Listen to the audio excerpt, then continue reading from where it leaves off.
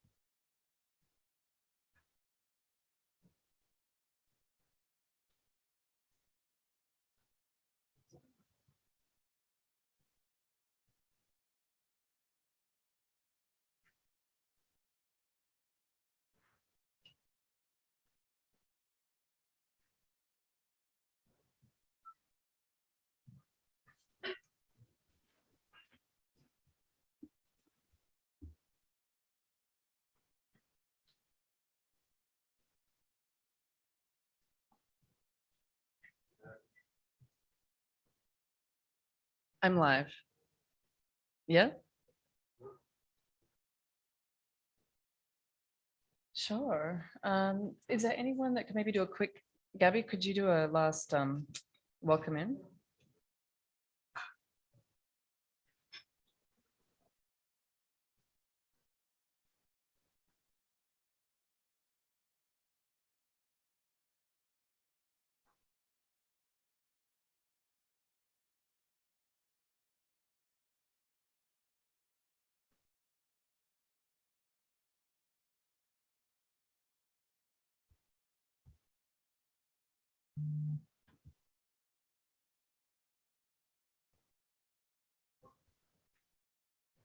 Okay.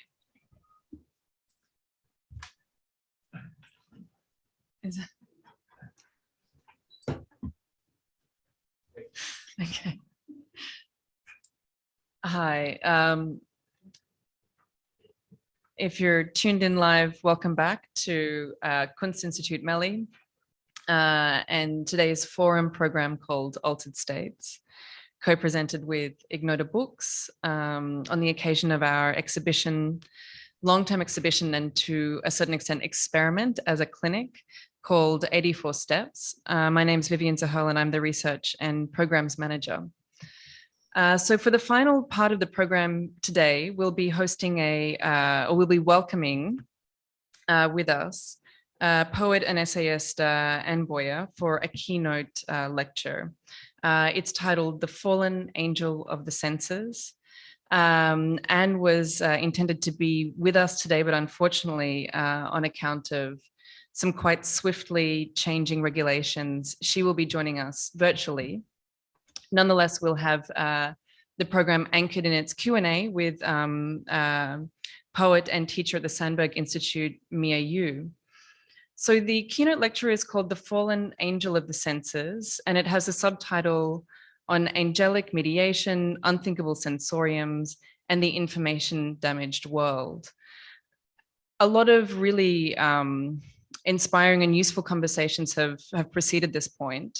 And just to give some reference within the exhibition, 84 Steps Upstairs, there's a particular work by an artist called Raja Khalid that is really concerned with the corporatization of scent, or the integration of smell into corporate identity.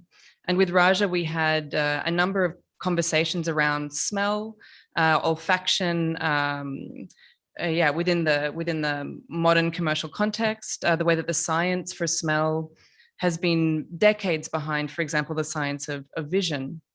And one of the things that Raja noted from their research was the way that within the pandemic, clinics that were focused on smell have been overwhelmed by patients coming in needing to recover smell and needing therapy to recover smell after having suffered COVID.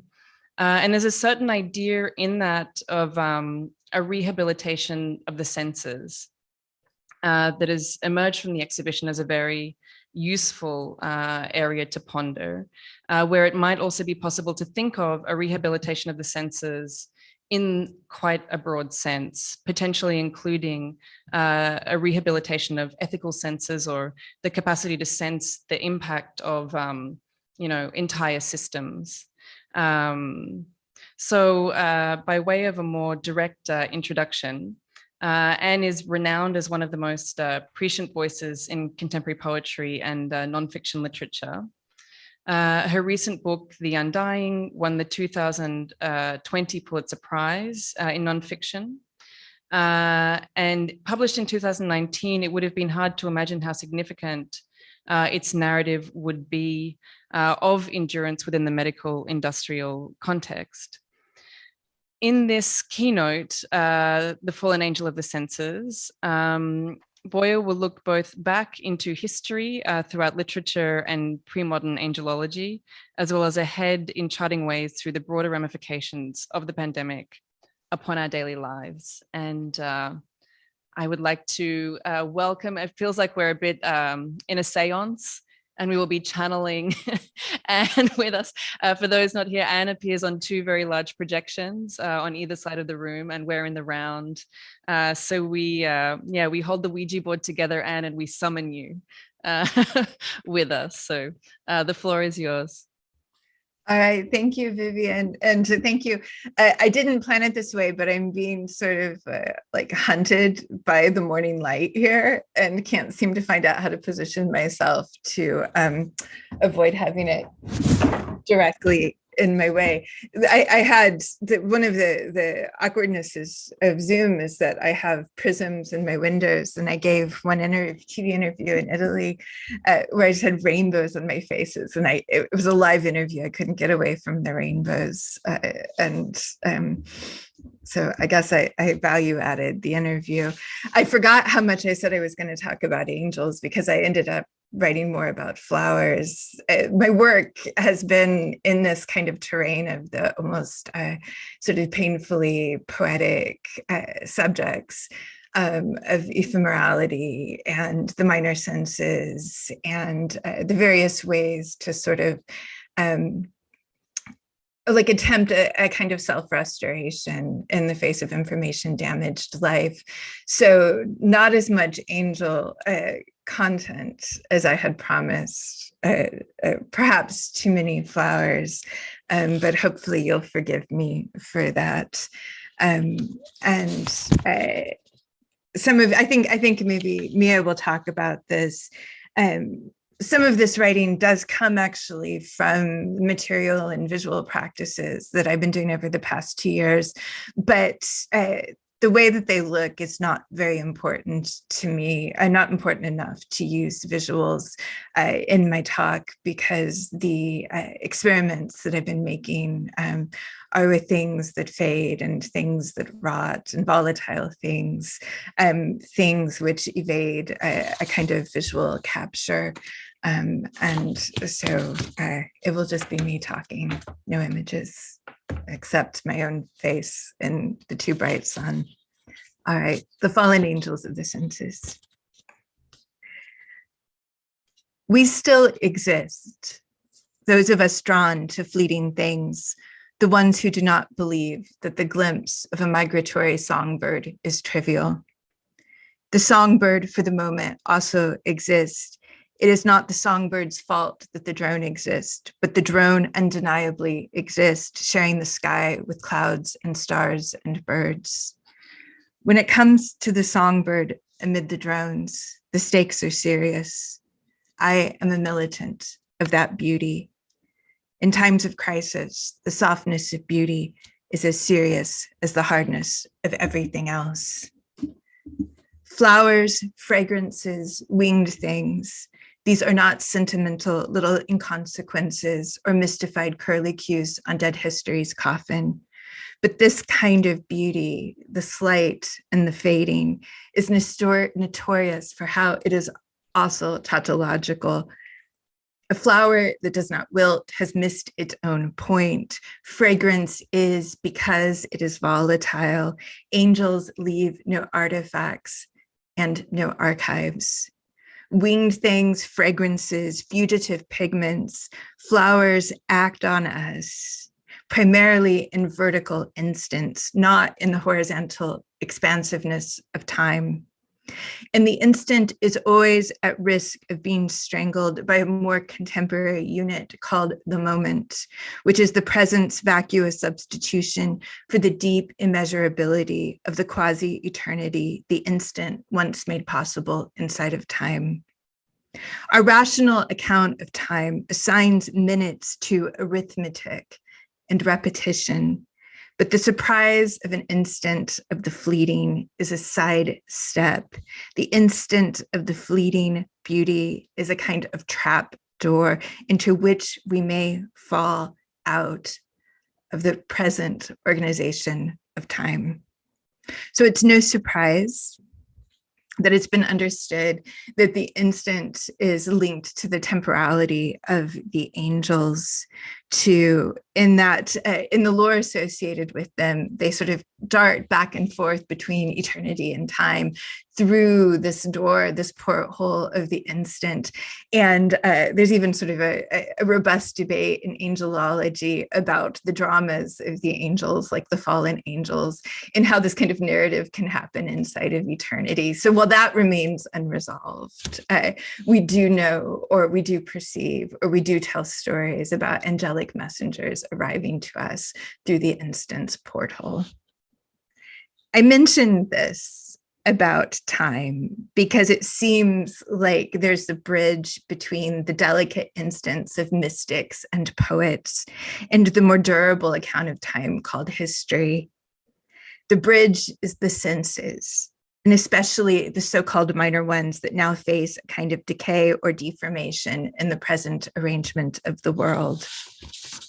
The forming of the five senses is a labor of the entire history of the world down to the present, writes Marx. What we sense or don't sense is a long story with many players. Our senses hyper or extend or fracture from capitalism's distortions and pressures. Marx describes in Capital the injury to the senses that comes from the 19th century organization of proletarian life. That is, he describes the artificial elevation of temperature, the dust-laden atmosphere, the deafening noise, and we make our own accounts of the sensory experience of our moment in history.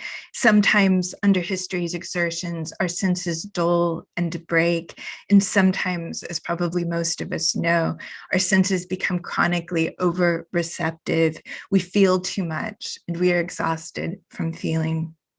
We are deprived of the full dimensionality of sensory experience by surrounded by hostile and ever-mutating forms of starkly inadequate hypersensuality, the musk that is poured into the laundry detergent or the salt that is poured onto the chocolate entrains even our minor senses into the life-wrenching demands of capitalist organization of life. We are supposed to now exist by a very narrow set of top-down sensory possibilities, a homogenizing limit with its own inherent and hostilities, angrier than any AI-designed perfume. The shudders and gyrations of multiple global crises are always exposing the impossibility of this present. The rationality of the so-called rational world obviously isn't.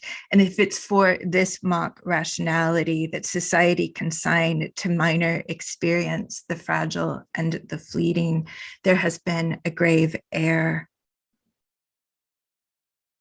It was not a fair exchange. And there's no true annihilation of these aspects of experience. There's only the repression. And when they are repressed, they respond with weird and terrifying vengeance. And I'll admit that from the beginning, that while I have been attempting over the past 2 years to map out these softer aspects of experience, it doesn't mean I've turned them into anything like of what people now call actionable items. I'm not sure I even really have a thesis about them, more a story like this one. When I was a child, I read in a book about a character hating lilies because the scent of them reminded her of the smell of death. Before this, I had no concept flowers could be hated. I hadn't known that hating the beautiful was even an option, and I could not predict that life would bring an encounter with forces against beauty, the conscious and unconscious seekers of beauty's enclosure or eradication. But I had already suspected the degradation of the flowers. The large white trumpet-shaped blossoms of an Easter lily in 1978, plastic pot wrapped in pink foil stamped with a price tag, left me with the feeling that there already existed an elsewhere, far from the fluorescently lit linoleum kitchen in which my family kept our Wonder Bread. And this is the question that perhaps you have too, about how it is that even as a small child who knows only one world, the one you're born into, you already somehow know that a different one exists, and how you already feel, although there's no reason for it, like you have something more perfect against which to compare the world. So this was me and the Easter lilies I wanted to liberate. I studied the flower, and the ground between the two already experienced worlds became an intolerable chasm. Or like Marx said, man is a sensuous being, and therefore a suffering being. But mostly, I know then what I still know now, which is the flower's capacity to shock, like a tiger lily, electric like hair metal against the drab siding of a ranch house.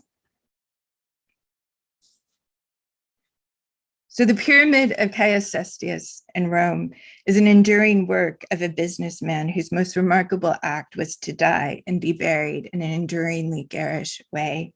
The pyramid, probably constructed between 18 and 12 BC, was intended to be even more opulent, except for a Roman law that was passed, they suspect partly in response to the building of this pyramid, against luxury and burial monuments.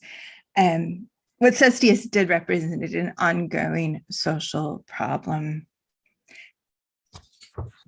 The real militants of beauty would probably spray paint on the walls of every rich man's tomb. Nothing beautiful can be owned. Compare the flagrant pyramid of the forgettable rich man Cestius to the tombstone of John Keats, who was no aristocrat, who died at 25, who was an unsuccessful writer of unacclaimed poems when he died. Here lies one. Its inscription reads under a lyre with broken strings, whose name was writ in water. That is, here's one whose name is found among drifting, changing, and impermanent things. The grim, ugly overlay of the present's assertions is so strong that sometimes to advocate for fleeting and unmonetizable existence makes me feel like I'm supposed to be embarrassed. Yet I'm nearly certain that every hyper-productive Silicon Valley optimizer investing in his doom bunker and microdosing nootropics and his increasingly extravagant perfectibilizing world of illusion has at least a vestigial part of himself that knows it is better not to be Cestius if one could be John Keats. Keats knew he was dying. And there in his rented rooms, he sent his friend Joseph Severin to inspect the burial spot. And he was told that violets, daisies, and anemones were already growing wild there. He said, I can feel the flowers growing over me already. Keats' grave and the pyramid tomb are locked in a centuries-long battle. One is gross, enduring, massive, threatening, marking nothing but the accumulation of the worldly, the kind of cruel ostentation that sparks riots among the dispossessed. And the other is a patch of daisies attended to by cemetery cats and strangers, a shrine for the derelicticians of the world.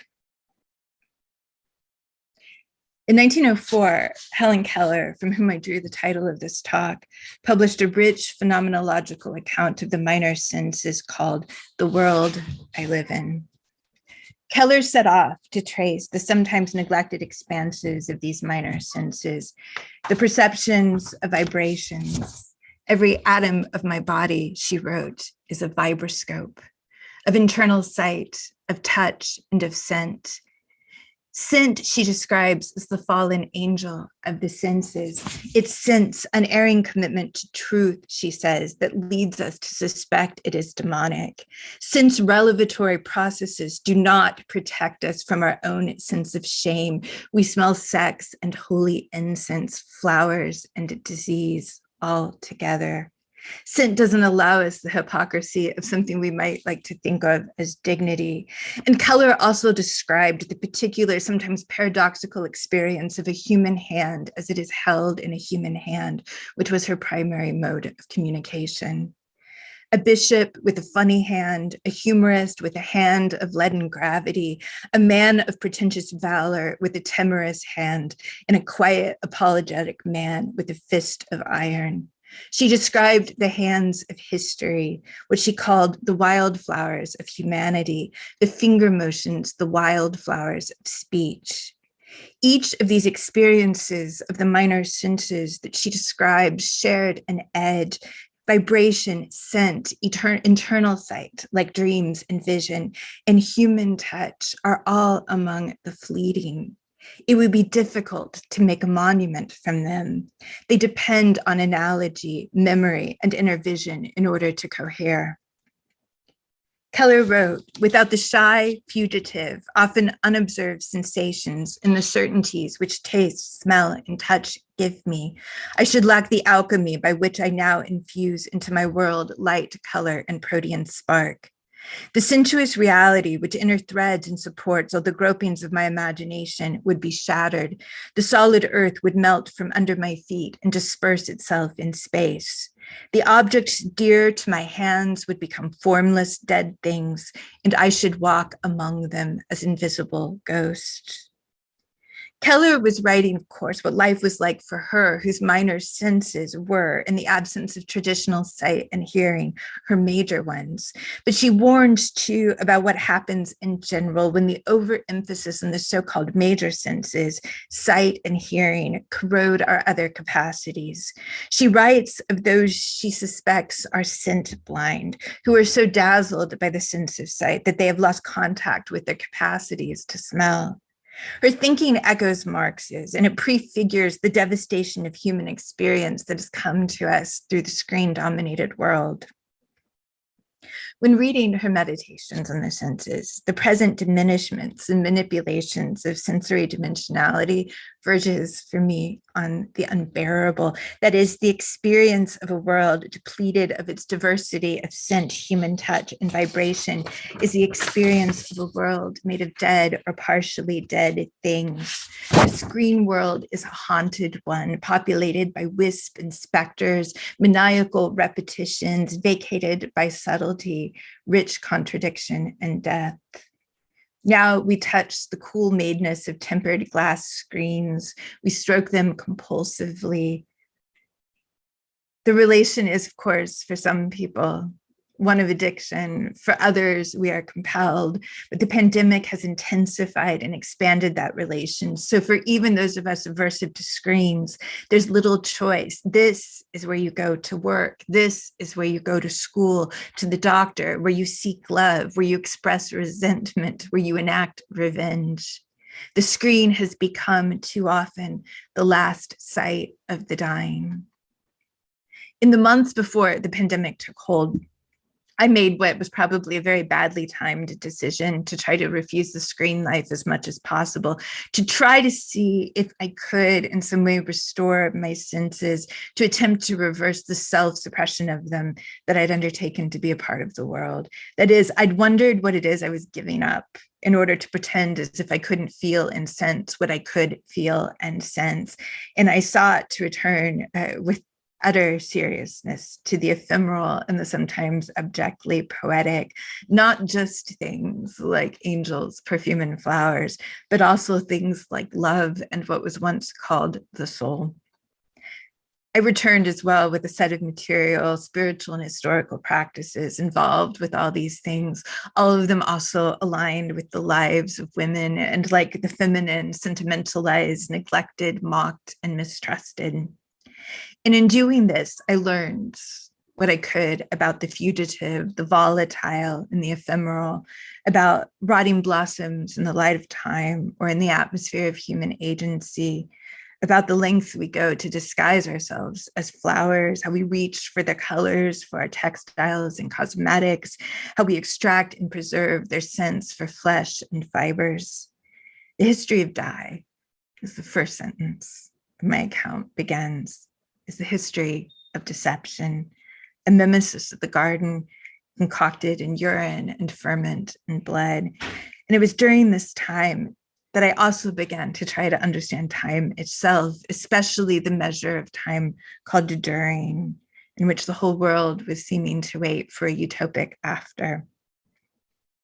I listened to the cellular gossip of plants, learned how to make the soluble insoluble.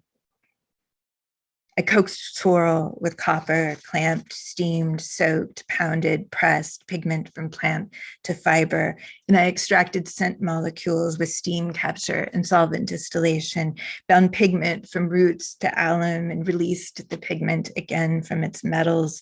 I learned about the tannin in leaves as it meets the liquor of transmuted rust and the shared molecules of scent between a jasmine blossom and a corpse.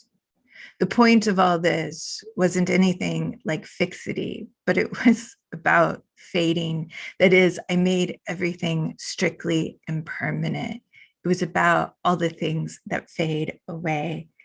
And through that, I learned about the geologies of plants, which were much more geologic than I'd ever imagined, and the cognitive circumference of flower much larger than the one I once had in place for the world. That is, what I learned was a different relationship to time and complexity, and it's through them and in them that I tried to map a corner of refusal to the sensory regime of the present. I'd been reading too, of course, everything I could find about the flowers, including Kierkegaard, who wrote two, perhaps arguably 2.5 works about the lilies and birds found in the New Testament. And in one of them, he said of the commandment to consider the lilies, it is almost like cruelty for the gospel to praise the lily and the bird. So it is almost like cruelty. For Kierkegaard, the cruelty of the command to look at the flowers is only something that his semi-comic, self-mocking figure of the poet feels, one who desperately wishes to become a flower and is always threatening to weep tragically when he remains human. How cruel it is, Kierkegaard's poet says, for the gospel to speak to me like that. Indeed, it is as if it wanted to force me to lose my mind, that I shall be what I feel altogether too deeply that I am not and cannot be. And this lily of the Gospels, the one that Jesus said to consider, has always been this species ironicus, subspecies paradoxicus. Almost every philosopher who seems to perceive the irony and the discomfort in the biblical lily also seems to believe he's the original thinker who saw it there. Hegel considered Jesus's lily sermon to be sansculottism, that is, a kind of stupid rebelliousness. As one scholar said, the lilies of the field which neither toil nor spin do not impress Hegel. The young Hegelian Marx, also unimpressed by the flowers.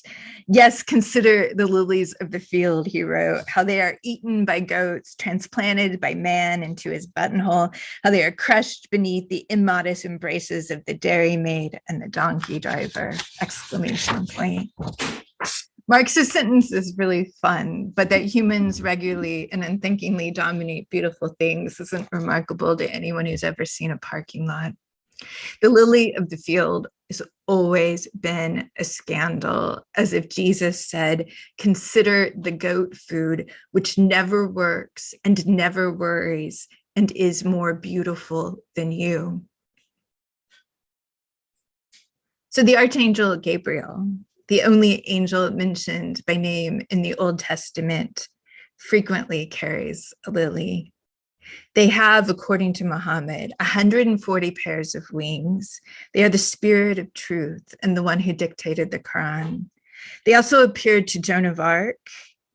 The poet Longfellow made them the angel of the moon. Rembrandt paints them as the dark antagonist wrestling with Jacob.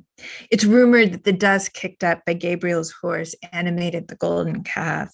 And sometimes Gabriel is heaven's administrator, at others, God's postman. And according to the Dictionary of Angels that my friend Ty sent me during one of my fasts in the middle of the pandemic, Gabriel is the angel of annunciation, resurrection, mercy, vengeance, death, and revelation too. Gabriel plucks ripe souls off the tree of life. And Gabriel, instrumental in the conception of Jesus, presented Mary with a lily, and when she touched it, it acquired its perfume. There are a number of legends that say the lilies grow from bodies of the dead, particularly the bodies of the innocent. One 16th century Dutch legend says that a conjurer would perform a trick of cutting off someone's head while simultaneously growing a lily in a bowl of distilled water, and then he would reattach the head to the living person. Some say the lily sprung from Eve's tears after she tasted the fruit of wisdom. And the lilies show up everywhere. The ancient Minoans painted the lilies, and so did the Aztecs, for whom it is said that all language was one vast poem about flowers. One of the scribes of the Aztec Florentine Codex wrote what felt like a prophecy of my pandemic years. I offer flowers, I sow flowers, I plant flowers, I pick different flowers, I seek flowers, I arrange flowers, I thread a flower, I string flowers, I make flowers, I form bouquets of flowers, I make a flower necklace, a flower garland, a paper of flowers, a bouquet, a flower shield, hand flowers, I thread them, I string them, I make a pendant of them, I offer flowers to one, I provide him with a flower necklace, I place a garland on them, I cover them in flowers. In the 1883 French polemic, The Right to be Lazy, Marx's son-in-law Paul Lafarge described work as a devastating mania that had spread across industrial society. Quote, the cause of all intellectual degeneracy, of all organic deformation. He fantasized of an automated regime of idleness in which good-natured social pleasure became life's organizing principle. Lafarge thought that Jesus was evangelizing for idleness when he spoke of the flowers. In Lafarge's proposed world, even the idle rich would be allowed to remain idle if they could prove they had the right to the title vagabond and had always abstained from an honest day's work. Each, no matter how high or low, should be allotted a diamond share of laziness, and those who couldn't adjust to this new regime, who were incapable of conversion to the life of having a good time and hanging out, would find their skills put to better uses in the service of new society. Politicians, for example, would become entertainers, caravanning from town to town, putting on performances of legislation for the people to laugh at. And senators might play the part, he says, of undertakers and lackeys in funeral processions. Like Christ, wrote Lafarge, the men, the women, and the children of the proletariat have been climbing painfully for a century up the hard cavalry of pain. For a century, compulsory toil has broken their bones, bruised their flesh, and tortured their nerves. For a century, hunger has torn their entrails and their brains. O laziness, have pity on our long misery. O laziness, mother of the arts and noble virtues, be thou the balm of human anguish. And now for a thought experiment. If you had an existential scale, one that measures qualities and not quantities, which do you think would be heavier, a flower or a news cycle? And it is almost like cruelty. That which is beautiful and lazy, which fades and flees, which has the mercy of impermanence, that which we are supposed to be but cannot be, as it is held up against what we now know of the world, that which grinds and repeats and grinds again, sometimes grinding us up along with it. This mass screenification, the one intensified by the pandemic, has in its sensory effects been mirrored by that almost too literal side effect that Vivian mentioned, the damage of smell and taste from the virus. Touch, too, has become in many ways scarce and impossible. The dying die with their hands unheld, saying goodbyes to iPads. In the contactless years, we've witnessed the rapid, seemingly unstoppable amplification of the information-damaged life. In the parts of the world where work, school, medicine, and shopping have been moved to the cloud, what's followed too is an intensification of the conceptual regime of metadata, of humans sorted into these profitable chunks of information, of ourselves rearranged as senseless and nonsensical, demographically reduced partialities. Algorithms hijack serendipity. They deepen the ghastly divides among those who once shared physical space, and the so-called minor senses became more so. We could no longer smell the others who had become increasingly held behind screens and uncrossable lines. And all of this has been, in so many different ways, deadly. The deadly infrastructure matched up to the deadly ideology, all of it shattered by an astonishing, mostly unremarked upon upward global redistribution of wealth. In the United States alone, billionaire wealth has surged by 2.1 trillion since the pandemic. In fact, so a lot of these numbers, it was just as an aside about this redistribution of wealth, they're still pretty much unknown to us. That is, it's uncalculable, unaccountable, this movement of money to the very rich. And as 5 million people, 5.3 million people have died, they left behind the rest of us who were grieving and disassociated and isolated and often deranged. The rich grew unaccountably richer. The rest of us grew more precarious, and death, wrote Raoul Vaneigem, no longer watches at the window of the afterlife. Instead, it siphons life away and hardens off our bodies till they reach the conditions of goods for sale. So that I'm in my living room rather than with you is the distressing scenery of the talk, and I don't like it. But time and opportunity now rise and fall as lines on the infographic, and they gather in these ominous sounding sororities. We live inside of and grow sick inside of waves. In the existence of disease reservoirs in non-human animals, an estimated 40%, for example, of North American dogs or 30% of our white-tailed deer have had COVID. It means there's no turning back the decisions of the ruling class to let infection run semi-rampant among humans. Back when they spoke of herd immunity, when they behaved as if there was a neat either or between illness and economy.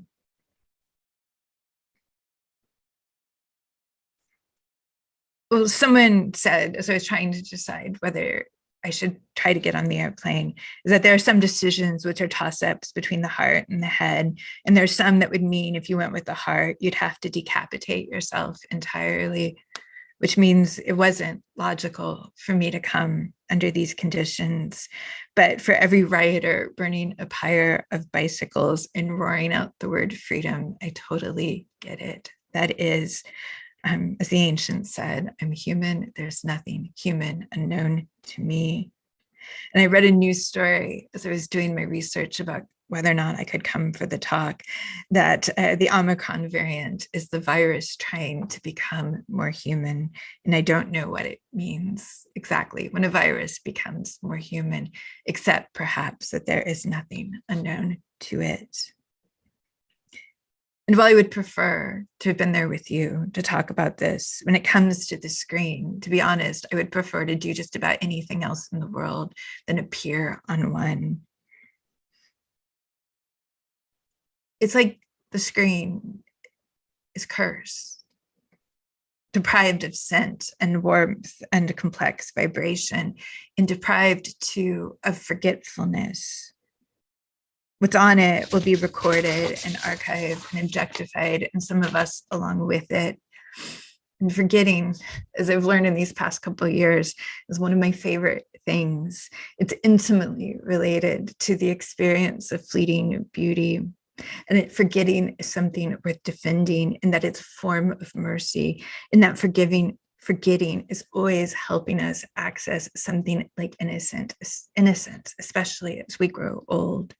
So the screen has no perfume and it has no mercy. That is, it has little access to what is worthwhile and what fades away. So the irony of all this is inescapable. Talking about ephemerality in the minor senses while I'm on the screen, deprived of a connection to you, via both. But the annihilation of experience, of course, isn't total. And we have between us a here and a there. And I think about Helen Keller, who was left the task to prove her own existence. So you may have heard of the most recent conspiracy theory on TikTok that she did not exist, right? Well, this conspiracy theory of the non-existence of Helen Keller was around during the life of Helen Keller. And in that book, The World I Live In, she uses the minor senses to prove herself as a metaphysical fact. She's like, I do exist, right? This is how I exist. As she writes, I tread the solid earth. I breathe the scented air. And finally, to close, so one of the things like over the past couple months that I've been doing is learning about scent molecules. So collecting them, extracting them, sort of more rigorously. So I've been working with extracting scent and pigment for a couple of years, but now my attention is almost entirely on scent. And along with this, I've been attempting to use these collections of scent molecules to create a kind of like allegorical responses to various kinds of reading and ideas. So like reading through the senses or sense or performing a kind of criticism via the sense of smell. And so, of course, when I thought I was still going to be able to come, I was obsessed with the idea of, well, what am I going to smell like when I'm there? Like, so what kind of scent would I make to be with you, would be in person? And so I decided it would have to be something ripe and lazy. So full of indools and earth smells, the indools, that confused sweet molecule that's shared between flowers and feces. It's the one that goes back and forth between jasmine and death. And that's it. Thank you.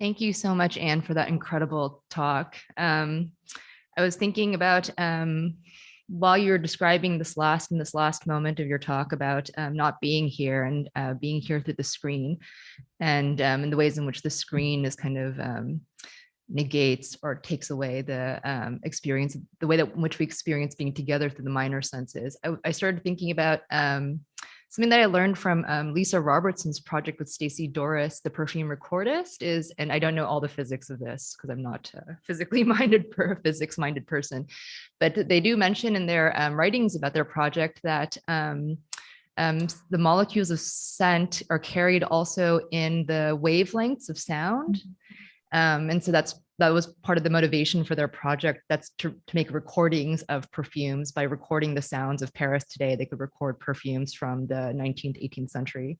And so one of the things I was thinking about is, at least through the sense of sound and the wavelengths that are coming through us by hearing your voice, there is that kind of some sort of activation that is occurring here. And so that was, but I was also thinking about that in terms of, for you, this, the research that you're doing on scent, does that connect to poetry and to song through that kind of physics?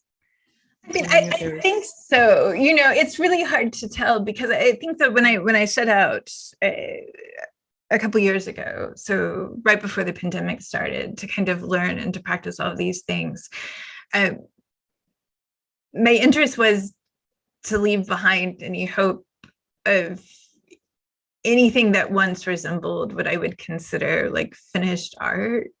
Like, I wanted to detach from that end to a certain extent. And in a lot of ways, that meant a detachment from poetry as I knew it into something else entirely. Like, to me, you know, so everything seems like it's organically joined in that scent has this sort of always had a natural allegiance to poetry. I was thinking of Baudelaire. You've got to, I think for me, maybe what's happening lately is that scent is my sort of critical response to my reading as well. That is, you know, the dream is to take each poem and translate it also into the experience of scent as much as I can. And is there a sort of criticism or skepticism about what language can achieve in that sort of in that move towards scent as being, because I love the idea of criticism being expressed through scent. Yeah, I mean, criticism in terms of, you know, like critical engagement. I'm actually an optimist about language and scent. It's I suppose, like, so, you know, in the Undying, I'm a kind of optimist about language and pain. I think that the idea of the ineffability of pain was an exaggeration. This is not like, it doesn't. It's not upheld to inquiry. That is, pain is like entirely communicable. This is why we react with you know, pain to other people's pain, and have to train ourselves to not do so. And so it is that, you know, in my reading about scent, there's all of this sort of stuff that makes these kind of unexamined claims about scent's ineffability or language's inadequacy in the face of scent, which I think is not true. You know, to the point at which people sort of repeat, there are no words in the English language that have to do with scent alone. And then the next sentence, they use the word musty, right? So that there's the contradictions in their paragraphs because they've upheld one idea or not. And so, you know, ultimately, it would be lovely if, just as in my attempt to make an argument towards language's actual sort of like complexity and richness and adequacy about pain and painful sensation that I did in the Undying. If the same things comes out of the work of scent. One of the things that I started doing years ago actually was collecting books about flower fragrances that were written before the development of color printing and books and magazines. So before the development of color catalogs. And because I was really, really interested to see what happened with scented plants before the availability of reproducible color, right? Like how it is that we talked about flowers and plants and like the act of garden making before this, and whether a lot of the sort of rumors about like our incapacity to speak of these things actually came from a sort of like a decay of our capacity to do so. But some of what happened, so this is a part of this kind of like, you know, history of the senses, but part of what happened too with the development of color photography in catalogs and gardening books and sort of gardening advertising materials, and with the rise of the commercial nursery, because you can sort of choose in plant breeding between scent and colors, so the same volatile molecules that contribute to the scent of plants can often cause a blossom to fade earlier and or for a flower to not be so vivid, bright, or astonishing in its visual appearance meant that breeders began to unintentionally breed scents, these volatile molecules out of the flowers. So for example, the heliotrope, as in all of its sort of like the complexity it once existed as a famous source of smell, became diminished to such an extent that plant breeders are having to do like sort of historical reconstructions in their breeding to try to figure out what it was that people once smelled when they smelled this flower. Wow. I mean, I was also, this also makes me think of, in some ways, I think what's also really remarkable about the way that you're talking about scent too, and in terms of, and also as kind of a counterpart or a way to, as a way to sort of approach or respond to the information damaged lives that we live, in your words. It also makes me think about what's interesting about your writing, I think, especially in the Undying and also in the talk that you're giving now, is this sort of acknowledgement of the fact that sometimes damage has to be done, or sometimes, like there is this kind of engagement with, in terms of the flowers, for example, in order to make everything strictly impermanent, there is also like an element of destruction that also has to occur to this living thing, right?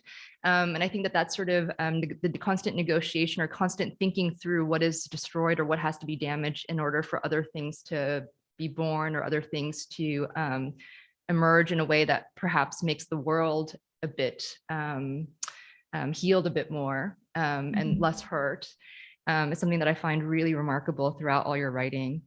And I guess I wanted to hear a little bit more about just in terms of thinking through the idea of altered states and altering states as well. Sarah gave this amazing account of what altered states means in the Ignota anthology, but also you also begin the Undying with talking about reclassification and transformation. And that begins with talking about actually migrating birds in the same way that this talk begins with migrating birds. And so you say there, to take a set of objects and actions, and this is from the Undying, from one system and reclassify these as elements in another system is like fortune telling. To a fortune teller, birds flying north spell out tomorrow's happiness, and tea leaves tell a story about two lovers and the third who will ruin them. After that, the flight of the birds has been freed from the meaning migration, and when it has become a tale about the future end of the lovers, the tea is no longer anything we want to drink. And I wanted to hear a little bit more about the ways in which reclassification or altering states can lead to both helping to heal or to further harm the world. Because I think that's the tricky thing, right?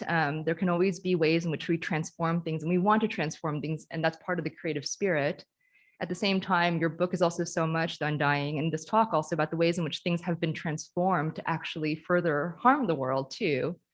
And so I guess I'm kind of interested in this, the difference between diagnosis and appropriation, or maybe the words that you might use is enchantment versus mystification, because that's also something that's described.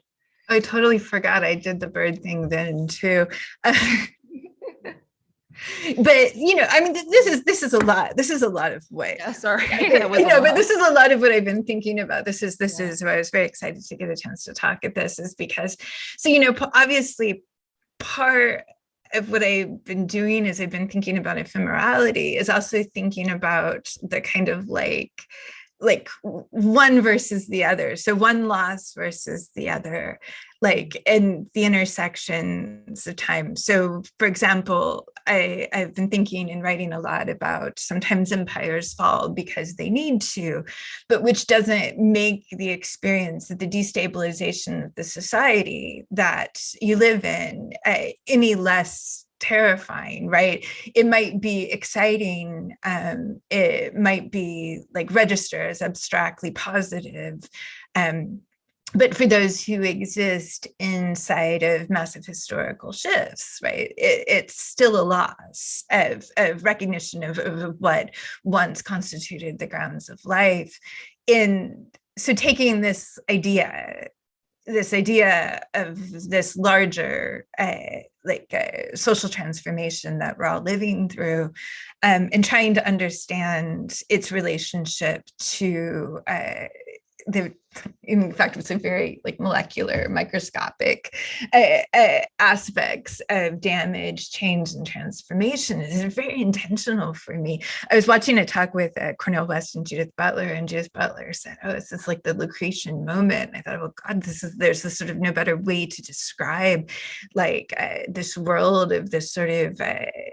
Atomic interpenetration of each other, of contagion, a full-scale transformation in the smallest and largest levels of the necessity for the careful consideration of movement of time and the movement of the invisible or barely visible things.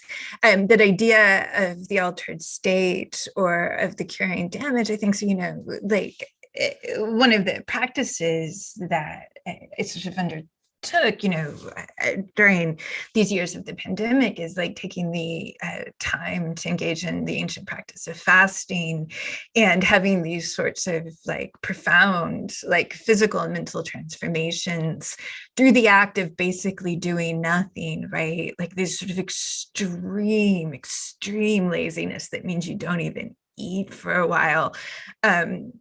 You sort of stop the regular daily processes, productive processes, and hang back and observe what happens, which partly I sort of have to do because as a person who had a lot of cancer treatment, my health is still incredibly disappointing to me, but also because it is a part of these ancient spiritual practices, not just of kind of metaphysical connection.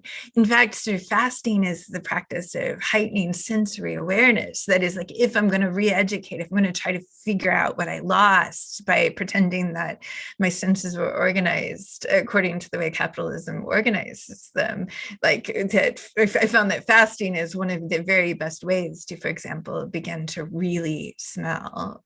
Right, I really smell. I can smell what somebody's cooking for dinner 3 houses away during these times. And so all of this mixes together. The thing to me is always this question of, okay, well, so here's this whole kind of melange of practices and correspondences and the big versions, the little versions, the microcosms and the macrocosms.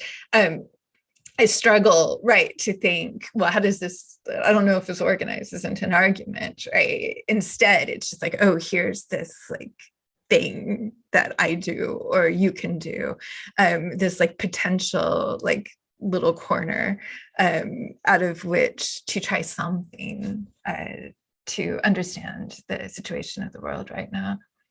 Yeah. What you're describing about fasting makes me think of, I went to an amazing talk earlier today by Hugh Lemmy about mysticism, and Julian of Norwich was brought up, and anchorites. And personally, I've always in a very romanticized way, always been oh my God, I'd love to be an anchorite, just to hold yourself up for a while, to get in tune to all the things that the capitalism and the patriarchy and everything is kind of saturating us with. You can actually just shut yourself off. But of course, as Hugh points out, you need to also have a handmaiden who would bring you your food, and it's also often well, I mean, I've been writing about the various forms of monasticism too, but especially what appeals to me are the stylites, the pillar saints. But I was oh, we need a reverse stylite, so that instead of crawling up on a 15-foot pole and staying there for the rest of your life, you dig a 15-foot hole, right? And get down with the roots of things. I was wondering, because you also mentioned Judith Butler. Sorry, I'm trying to pronounce Judith Butler's name in a Dutch way. Judith Butler, weird. I've also started calling Frank O'Hara, which is also really weird. Anyway, but you mentioned Judith Butler just talking about Lucretius. And one of the things that I sort of call you in my head is kind of a master classicist, because you bring up so many classical references throughout your, to me, you're really a classic scholar in so many ways. And I was wondering about your practice of citation and turning back to these the ancient wisdom or ancient thinkers.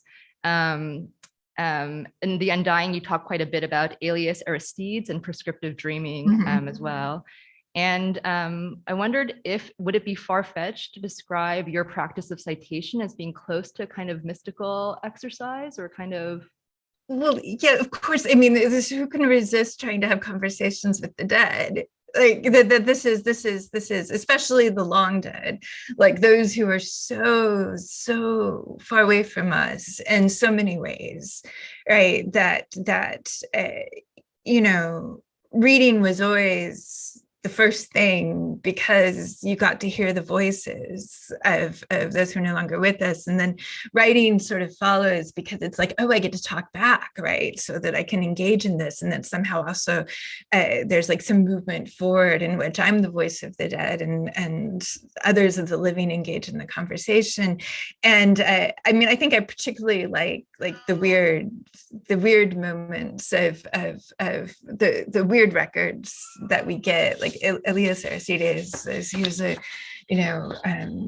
really sublime weirdo sick person who wrote the most beautiful book of dreams. I think that the spanning across centuries, and I think sort of increasingly, and because I had more time during the pandemic to begin to read, like to try to sort of catch up on Arabic philosophy, and to read Vedic text, right? This is sort of like moving as far as I can in and out of time, is also maybe not so much the work of a classicist, but just, of a poet, as in poets have always sort of like, I felt a kind of like ease and felicity with the dead, and with all the texts that exist from the cereal box to Plato. And I think maybe I have that same kind of like promiscuous citation method.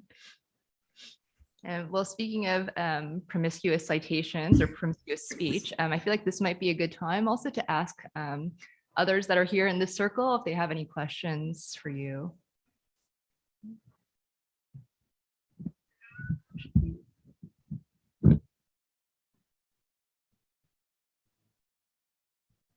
Are there any questions for Anne or comments? Also, maybe just hellos so that Anne can also see who else is here.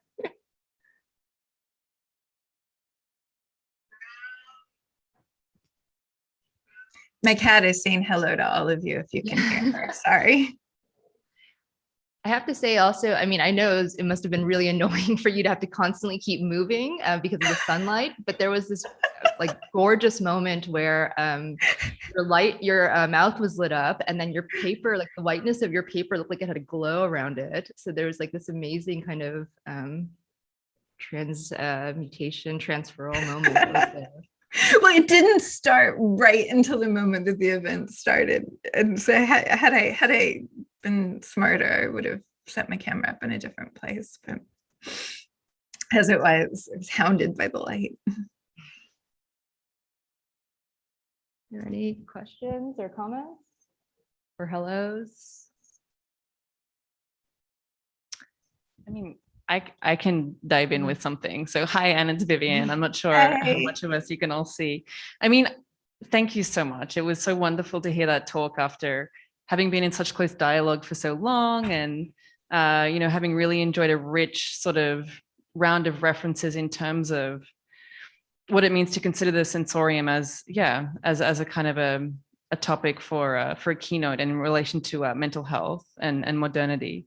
And I just want to, I don't know, maybe just prompt you to return to one of the initial references that we discussed, where you had this wonderful image of talking about messages coming through devices, through phones, through email, as this kind of like angelic chorus, and, sort of returning to an idea of angels as being terrifying as well. And I know you mentioned that, you did a body of research into angels as well. So I'm asking you to talk about the angel space. Yeah, I will get back to the angels. I promised angels, and I only brought you lilies. I'm so sorry.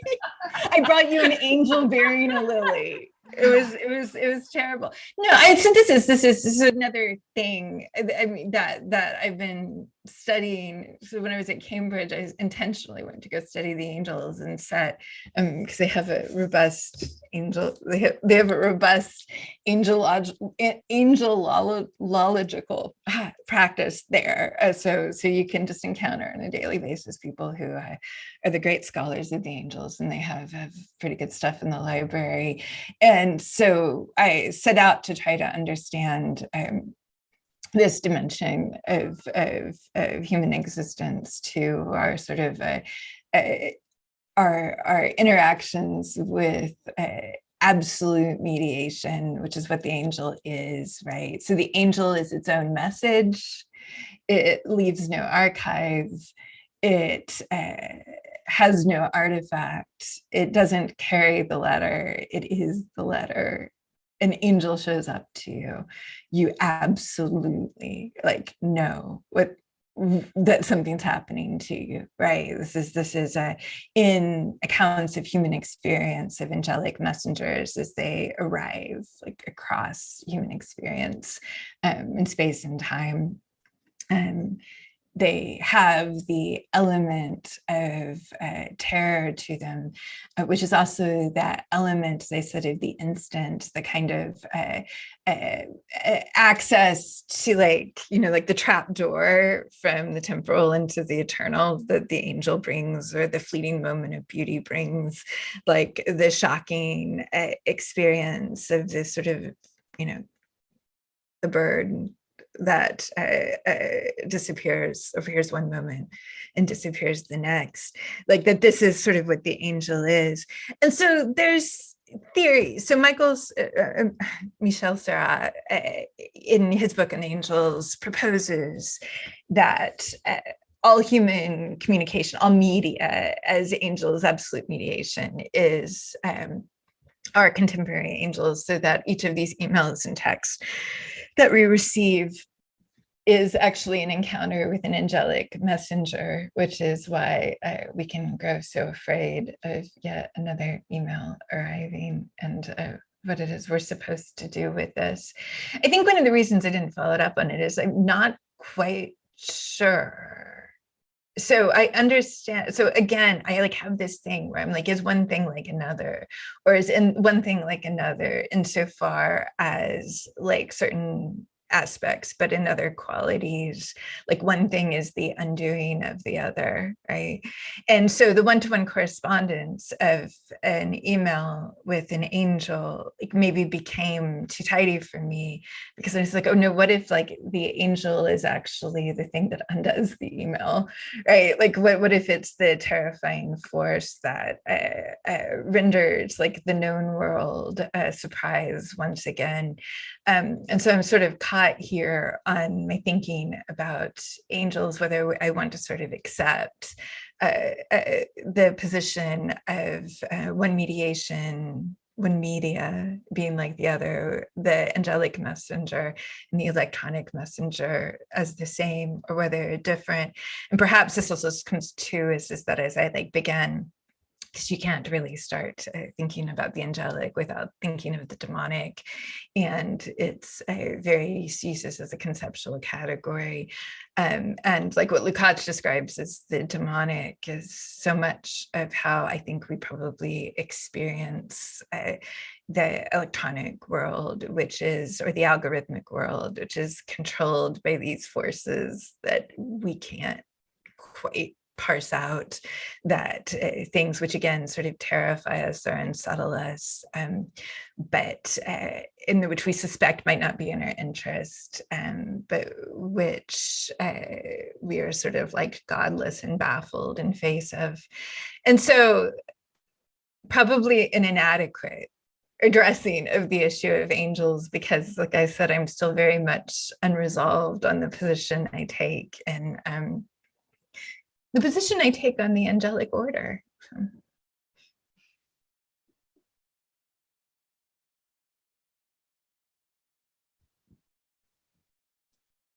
There's another question for you. Thanks. Hi. Thank you. That was amazing. sorry, this isn't going to be concise. The question is something to do with control and consent and desire. I was thinking lots of different things were coming up when you were talking. I was thinking about this cheesy English poem. I can't remember who it's by, something about how sad it would be if I had no time to stop and stare.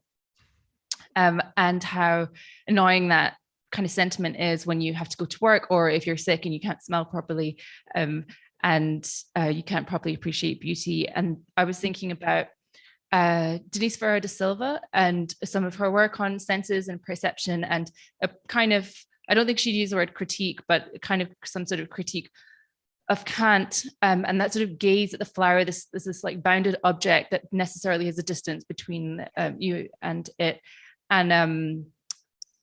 and trying to, and I think scent does something different to that, which is it's not bounded, and that's part of the thing. But anyway, Denise Ferreira da Silva talks about how if there's been this sort of construction of subjectivity as like narcissists, what if we think about being echo, and echo is like gendered necessarily as well in a particular way, and that she has no choice but to persist and to persist and persist. She has no consent in that, but that's her form of subjectivity. And then about information versus sensation and the damage that's done to us, where actually it might be great if we could refuse to receive those emails, if we could be unreceptive in that particular way, and then on the other hand they have this sort of heightened sensory experience and have a way of sort of being annoying in relation to that. So anyway, so those four things come back around. I wonder if there's anything there for you about consent in relation to control, desire, and sort of the things that we're talking about. Yeah, I mean, oftentimes those things that we think are like silly poems or cliched poems have access to this like utterly obvious aspect of experience we desire, right? Or at least I find this to be the case. It's just like, oh, so this is like this thing that we want. Like, we don't want to do it like this. We don't want to live like this.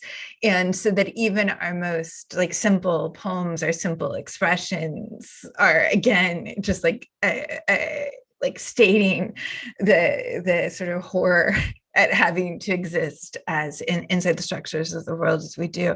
I mean, these points about the arm's length of Kantian aesthetics, right? The way that what scent does, like scent is, I mean, this is what Helen Keller so wonderfully describes in her chapter on scent, right? Is it's just not obedient to any kind of politeness.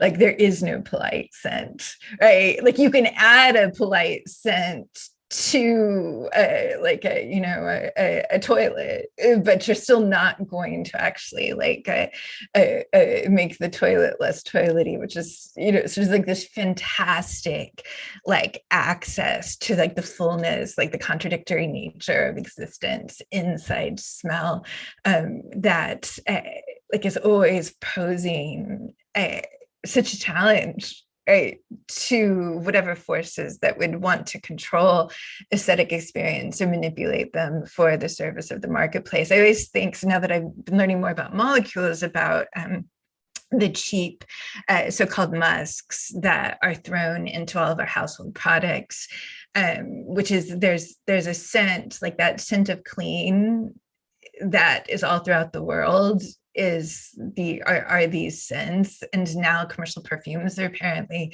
like something like often 50% of these same kinds of anonymized, cleaned, like sanitized, I would say sort of like neoliberal scents, right? That like dominate our specter. So we don't so this is an example of where sort of like sense non-consensual existence is like always wafting up to us, but at the same time, like what's this kind of like miraculous entry into another form of life is like what we do back to that, like what other possibilities are there. so I've just this lifelong struggle with visuality and its objectifications too, which is obviously it's like one of the things as a person who decided to be a writer, it's like, oh, well, like I wanted to see what language could do that images could never do, right? Like I wanted to see what in this world, which is just like utterly saturated with image, like what else could be possible for us, and language seemed like this wonderful tool for it. But so it is that we have this like sort of entire like hidden treasure of sensory experience and possibilities to deploy against that top-down like regime of sensory organization that were provided by the marketplace. And I think that had to be the last question because we're out of time now. But I just want to thank you so much for, although you couldn't be here with us, for prompting us indeed to look into that treasury of sensory experience that goes beyond just what we see on the screen. And I don't know enough about scent to be able to, but I was trying to think what kind of smell could I project to you to imagine that we all smell like, but I can't think of anything besides all the nicest, spiciest things. So Vivian is also here. I don't know if you can see her, but I can see her. Hello, Vivian. Hi, Anne. Thank you so much for that wonderful talk. And thank you, Mia, so much for stepping in for the Q&A and for steering a wonderful keynote, which we've been looking forward to for a long time. Deep appreciation. And to Stichting Purdue, who join us in presenting the keynote lecture. Thanks to all of the contributors of the day's program, those that are still with us, and for Lisa Tan and of course, Cora, with the presentation, and Ignota Books, our co-presenters of the program. This is really the final major program of the year at Kunstinstitut Melli, marking the end of the year in which we became Kunstinstitut Melli, so it's quite a poignant moment to rest on. We have one final exhibition opening next Friday, as a matter of fact, Kent Chan. So those audiences able to come, please be welcome to see that show during your Christmas break. We will start off next year with 84 Steps with a new thematic cluster. So this culminates the cluster that was called Medicine, Madison, Magic. And from January, we'll be kicking off a new cluster called Care for Justice. So please stay tuned for more events. And yeah, many thanks, especially to our technical team today. Lynn Kramer, Jeroen, Lavin, Marijn Hems, and Jonathan De Breen and Gabby. Unfortunately, I don't have her last name, but thank you so much. And Veronica Babayan downstairs. And of course, those who brought us lunch. Many thanks and much gratitude. Thank you, everyone.